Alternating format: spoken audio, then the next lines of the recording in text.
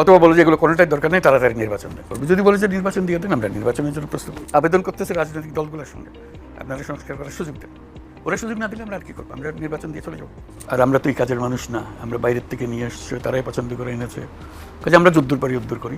অর্থনীতি লন্ডভন্ড, banking system লন্ডভন্ড, ব্যবসা বাণিজ্য লন্ডভন্ড। যাদের নিয়ে আমাদের কাজ করতে হয় এই উপদেষ্টা মণ্ডলে, তারা বলে আজকে আমার ছেড়ে, আমি কী করে চলবো? এই বেতনে আমার ছেলের বেতন দিতে পারতেছি না।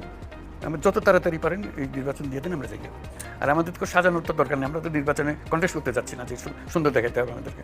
আমাদের তো সেই ঠেকা নেই, আমরা যা আছে সেটাই বলি, বরং খারাপ হলে সেটা তাড়াতাড়ি বলি যে ভাই এই খারাপ অবস্থা আমরা পাইছি। এখনো অনেকে প্রশ্ন করছে এরকম আপনারা আবার কোনো নতুন করে ফ্যাসিবাদ তৈরির দিকে হতে পারে। আমি সেটার জন্য বলছি যে সংস্কারগুলো করে দেন, সংস্কারগুলো হলে আর ওগুলো হবে না। ভাঙা হাটের মধ্যে যা যা করতে হয় সেগুলো জোড়াতালি দিয়ে চলবে। আমরা তার নতুন পুলিশ আনতে পারবো না, এই পুরান পুলিশকেই জোড়াতালি দিয়ে চালাতে হবে, নতুন ব্যুরোক্রেসিকে দিয়ে জোড়াতালি দিয়ে চালাতে হবে। অনেক কম হলেও ও 4 বছর বলছে পার্লামেন্টের বিষয় নিয়ে, এখন এটা হয়ে গেছে নির্বাচন নিয়ে। অবশ্যই নির্বাচন নিয়ে আলোচনা হচ্ছিল নাকি? এবং রাজনৈতিক দল যদি বলে যেগুলো বাদ দেন, নির্বাচনটা দিয়ে দেন, কাজ হয়ে যাবে, আমরা নির্বাচন দিয়ে দেবো। সেই জন্য বলছি আমি তো বলতে পারছি না। দ্রব্যমূল্য আপনার সরকারের সবচেয়ে একটা চ্যালেঞ্জিং, এবং আপনিও বারবার বলছেন আর কি।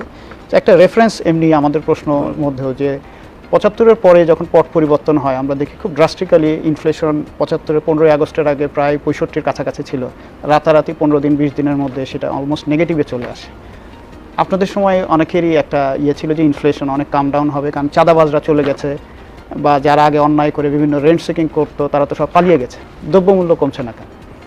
সেটা আপনারা রিপোর্ট করতেছেন কেন, কমতেছেন, এটা আমার বলার তো দরকার নাই। 6টা বন্যা গেছে, সেটার ধকল সহ্য করতে হচ্ছে। ফসল নষ্ট হয়েছে, সবজি নষ্ট হয়েছে, এক জায়গায় তো না, বিভিন্ন জায়গায় এটা হয়েছে। কাজে সেটার একটা ধকল। তারপর যেগুলো ইম্পোর্ট করা হচ্ছে সেগুলো হলো যে এক্সচেঞ্জ রেট চেঞ্জ হয়ে গেছে, এক্সচেঞ্জ এই টাকা এই ডলারের পরিবর্তন হয়ে গেছে। কাজে সেখানে খরচ বেশি হচ্ছে, এই জন্যই ইনফ্লেশন হাই হয়ে গেছে। স্যার, ব্যাংকিং খাত সংস্কার নিয়ে ইতিমধ্যে আপনি নিজেও আপনার বক্তৃতায় বলেছেন অনেকগুলো ভালো উদ্যোগ নেওয়া হয়েছে।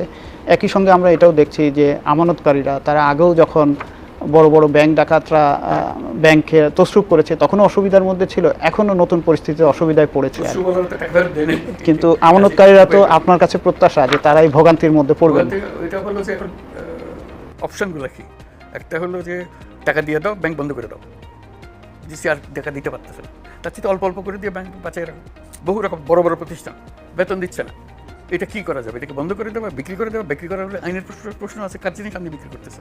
সে যদি তেল আমদানি না করে আমি ভোজ্য তেল পাচ্ছি না, সে যদি চিনি না আমদানি না করে আমি চিনি পাচ্ছি না। কাজে তাদেরকে চালু রাখবে, চিনি আসবে, নাকি বন্ধ করে দিয়ে চিনি বন্ধ করে আরেকজনকে চিনি আনতে হবে, কে চিনি আনবে? কাজে এইগুলো দোটানার বিষয়। আমরা স্বয়ংসম্পূর্ণ হয়ে গেছিলাম, এখন স্বয়ংসম্পূর্ণ আর নাই। এই 6টা বন্যার কথা বললাম, একবার ঠিক মৌসুমের ধান কাটার আগে নষ্ট হয়ে গেল সব। কাজে এই বিরাট একটা ঘাটতি, সেই ঘাটতি পূরণের জন্য এখন ইম্পোর্ট করতে হচ্ছে আমাদেরকে। সাংবাদিকতার বিষয় না, এটা হলো যে একটা জায়গায় যাওয়ার অনুমতি পাওয়া না পাওয়া।